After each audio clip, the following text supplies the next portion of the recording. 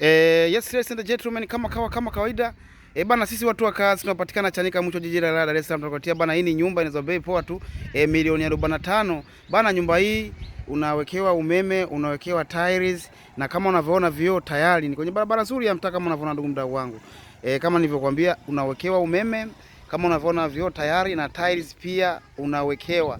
Bei poa tu ni 45 million Tanzania shillings, yani ni milioni 45 tu za Kitanzania unajipatia nyumba ya makazi. Njoo kague, njoo uangalie, ipo kwenye barabara nzuri ya mtaa. Kama unavyoona ipo kwenye barabara nzuri ya mtaa, ni bei poa tu, milioni 45 za Kitanzania.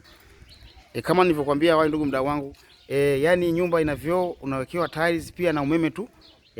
Tunakuwekea ndani ya nyumba hii ndugu mdau wangu, bei poa tu ni milioni 45. Hapa unawekewa tiles, maji hayo hapo, unawekewa na umeme. Tunawekea na tiles ndugu mdau wangu. Kama unavyoona nyumba hivyo tulia, so poa ndugu mdau wangu. Sisi watu wa kazi tunapatikana Chanika Mwisho, jiji la Ilala, Dar es Salaam, Tanzania.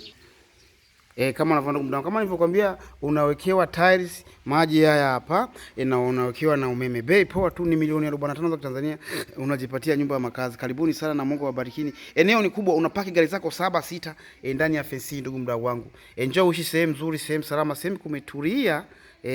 Karibuni sana na Mungu awabariki. Amina.